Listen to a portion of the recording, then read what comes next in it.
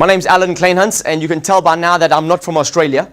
I was born and raised in Durban, South Africa, and I've been living in England on and off for 26 years. I've lived in 5 countries, and what I do is I'm very, very blessed. I travel the world with my beautiful lady Sarah in the front here, and I get to speak to large and small audiences, and I've been working with Tony Robbins for about 17 years. I'm one of his trainers, so I get to travel the world with Tony, and what we get to do is we get to change lives. And I love what I do. I'm very, very blessed. Every morning I wake up and I say, good morning, good morning. It's great to be alive. Today is my favorite day. Thank you, I'm blessed. I've been saying that every single morning for 17 years as soon as I open my eyes. And I do feel that way. I honestly feel that today is my favorite day, because today's the only day we got. And I do actually feel that every day I'm blessed. And I'm really, really grateful for my life. And I'll give you a little bit about my history as we go through the talk today. But I want to share something with you here today. I'm going to share something that I believe is going to make a difference to your life.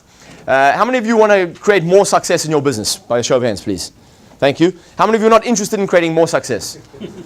Okay, I want to make sure we cover everyone, right? So, it doesn't matter what you're in, what kind of business you're in, wherever you are in life, even if you're not in business for yourself, or you're looking to get in business for yourself, or you're employed, it doesn't matter where you are in life. Everybody wants to grow. Everybody wants to grow. And what happens is if you're not growing, then what happens is your spirit begins feeling suppressed. And then what happens is people get ill early ahead of time. So if you're not growing, something's dying.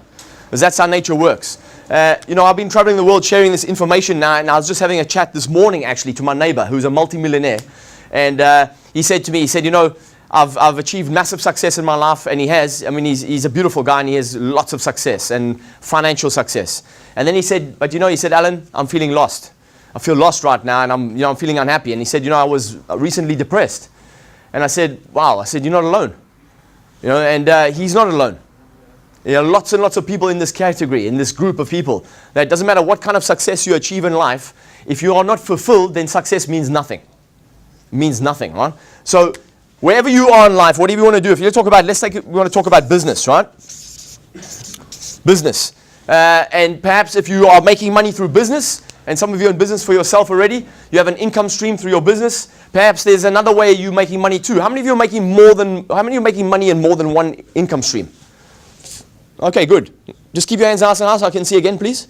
Thank you. Okay, so not enough of us, right? So let's say you have another income stream, right? Whatever that is. Shout out some of the other income streams you have beside business. Rent. Okay, so you've got tenants, right? So you've got a property business, right? So let's say property. How many of you in property business? Anybody in property, in business? Yeah? Okay, good. What else? Some of the other ways you're making money. Yes, my friend? Investments, yeah? So what, in the stock market? Currencies? FDs. Say again? FDs and bonds. Okay, so bonds, FDs, that kind of thing. How many of you are doing the same kind of thing as that? Some kind of investment. Whether it's stocks, currencies, anything like that, right? So let's say you've got the stock market here, right? Stocks, investments of some kind. Anybody else? Yes? Network marketing. Network marketing, yes. So that's a big one, isn't it? Let's just say NM, network marketing. How many of you are in network marketing? Anybody else? Okay, good, excellent. It's a massively growing area. Anybody else? Yes? DJing. Okay, is that a business? Are you self-employed? A hobby, but I get paid for it. It's a hobby, right? But you get paid for it. Are you a one-man band? Yeah. Okay, great. So that would be self-employed, right? So we can put it into this category, yeah, that's all right, right? Anybody else? Yes? Just being nice. Just being nice. Yeah. I'm talking about income streams, right? Yeah. Yeah, making money. It still happens. But So you walk around being nice to people and they pay you. You got to teach me that stuff, right? Because I'm nice to everybody and no one pays me. Not for that anyway. So anybody else? Any other streams of income besides these things here? Yeah? This may fall into the category, but we're missing the most important one. Yeah, I think one of the biggest, I would say, probably the biggest. The internet. Right? The internet. Yeah, you got access to a global market. You make money online? yeah. Who else makes money online? So in other words, right now you could be making money through a website of some kind. Who does that? Wow, not enough of you, right? Because that's a massive global market. So these are the main areas of creating wealth, right? And network marketing, it's the first time anyone's actually answered this question with network marketing. And I've been asking this question for a long time. How many ways do you make money? Which are the ways you make money? So I'm glad to put that on there because I've done a lot of that myself in the past. I made some good money in this area. And there's a good way to make money here for someone who wants to make money from home and is struggling to make ends meet through a job. And let's put that over here. We haven't got that, right? Let's say career. And I'll say car, right? Car for career. How many of you are working in a career right now? Raise your hand nice and high. And keep your hand up if you love your job. And be honest, please. Okay, great. Fantastic. Most of you keeping your hands up. That's great. You can get into a great job, a great career, and you love your job, you love your boss, you love your products, you love your clients. You really feel like you're making a difference, you're adding value. Very few people can count themselves in that group. So if you kept your hand up when I said keep your hand up if you love your job, you should pat yourself on the back, because very, very few people are in that group. The majority of people hate their job, which is a fact, right? And you know, I don't need to tell you that. You've probably heard that before, right? I don't know, you may have heard this before too. The majority of heart attacks take place on a Monday morning between 8 and 10 a.m. Fact. Fact, right? Because people have had a great weekend with the family, and Sunday night they're already feeling anxious because Monday morning's coming and they have to go back to their job where they hate their job, they hate the role they play. And so they have a cardiac arrest anywhere between 8 a.m. and 10 a.m. around the world, right? Research has been done, shows this to be accurate. So the interesting thing about this here, somebody who's working for someone else, here's the most interesting thing, and I do this work for corporates a lot, and this is fascinating. 62% of the average working force in any team, in any organization, is currently looking for another job right now. So if you lead a team, raise your hand if you lead a team, if you're a manager in some kind of business. If you lead a team, there's a large chunk of your team doesn't like where they work and they are looking to leave. Yeah? People say, well, what should I do? You should train them. Train them. Give them some wind beneath their wings. People say, well, what happens if I train them and they leave? What happens if you don't train them and they stay? That could cost you more, right? Could cost you far more. So train them, right? Give them something to aim for. Give them something, you know, that they can aim for. Work on their value system. Make sure it aligns with your value system. We're not going to go down that road now, but just give you a little bit of idea of this statistics, which is shocking to me. Because imagine, 62% of your team is actually looking to leave. That says something about your business, right? Or it says something about the way you operate your business. So all of these things here, right? And I usually talk about the 5 main pillars of income, which are these ones here. A career, business, property, stocks, and the internet. We've got this extra one here, network marketing. But all of these things are formed on a foundation. A foundation. What's the word, please? Foundation. No, I didn't hear you. What's the word, please? Foundation. A foundation. Thank you. I want you to make sure you stay with me, right? Because I don't want to lecture. I want to have an engaging conversation. Is that fair? Yep. Oh, thank you. Is that fair? Yes. All right, good. So, the foundation is what? Ideas. Ideas. Ideas and concepts. Millionaire ideas and concepts. Bright ideas, great ideas, where you can take an idea, a concept, and you usually pick it up from someone else, maybe. A student picks it up from a teacher, or you go to a network marketing event, or you go to a business networking event, you come to something like this and you're looking for an opportunity, someone gives you an idea, you take that idea and you think, you know what, I'm going to run with it. I've never thought about getting into stocks and shares. Maybe I should do that. You talk to the person where you heard the idea from, they point you in the right direction, you go and do some research, and you take that idea and you put some work in, and next minute what happens is, 3 years down the line, you now are an investor. Does this make sense? Yeah. Yes or no? Yeah. So this is one foundation, but there's a much more important foundation. A much more important foundation underneath.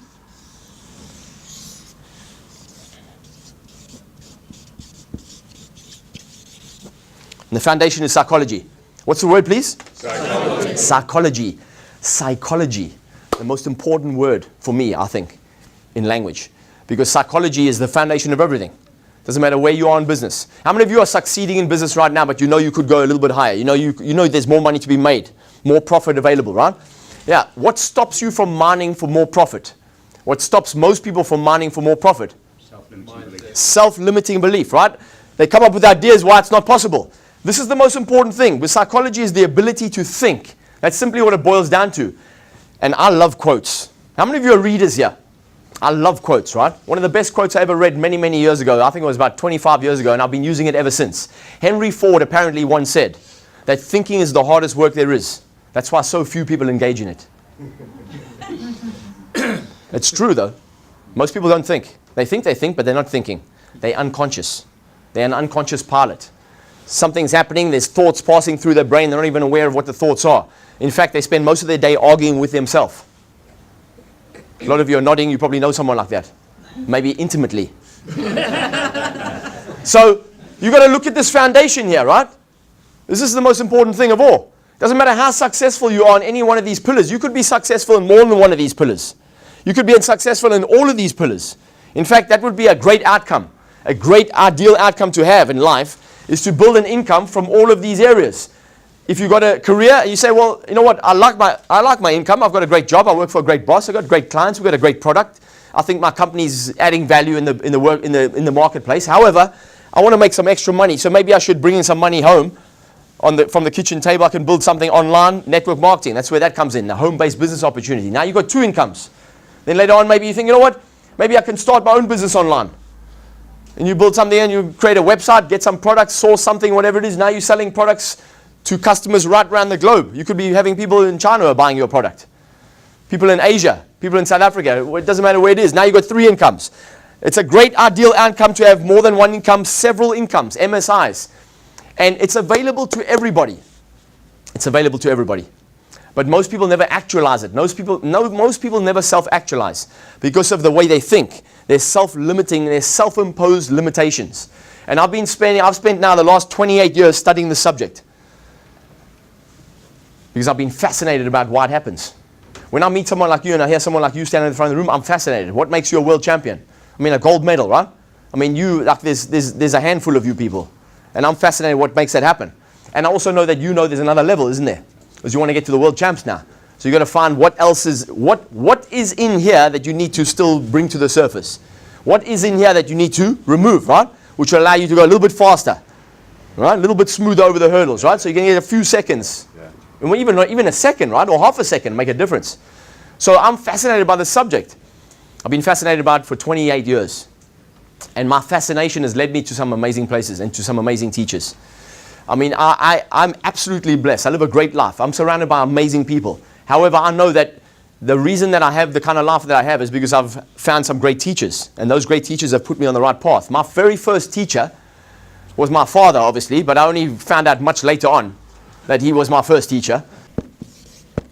What in psychology is known as an SEE, a significant emotional event. And every one of us has had at least one significant emotional event in our life, usually when we're very young. And it's usually associated to pain. Some of us can remember great significant emotional events that are very pleasurable, but for most of us, we also have a very painful one that helps us to form our identity and helps us to form the belief system we have about ourselves. That's where it usually starts. Mine started very early on. When I was about 4 or 5 years of age, my father walked through the door and I ran up to him just like I did every day before that moment. I grabbed his leg and I said, Dad, Dad, Dad, pick me up, pick me up. And this day was different. He turned around, he looked at me and he said, not now, son. He was 6'4". He was extremely loud. He was very, very strict as I got older as a teenager. But at that moment, at 4 years of age, I looked up and I said, wow. In my head, I said, gee whiz, my dad loved me yesterday. Today he doesn't love me. I ran into my bedroom, I burst into tears. He came in there and he tried to console me. But I remember in that moment, that was a decision I made. When I was 6, I was walking home from school. 2 of my best friends, Kevin and Mark, still my friends today. We were walking home and I started having an argument with Kevin. And Mark proceeded to encourage Kevin to beat me up. We were 6. Kevin beat me up, left me sitting on the side of the road against the wall, crying my eyes out. And as they walked away, I was sobbing. And as they walked away, I looked up and I saw them. And I said to myself, you can't trust anybody, you're on your own. I stacked that on top of the other belief I had about my dad. As I went through school as a teenager, I was bullied a lot. And I was a very small guy. And I used to stack all these limiting beliefs on top of each other. And then I came out of Angola and I stacked that doozy right on top of those, all of those. So now I was 21 years of age and you can imagine my temperament. Drinking and taking drugs, I wasn't a very nice person. If you talk to my friends who knew me then, who still know me today, they'll tell you that I was a complete arsehole. They'll tell you that. And I was. At the time, if you had said that to me, I would have taken that the wrong way. Now, when they tell that story, I say, yeah, they were right. I was, absolutely. Because I'd been created by my environment.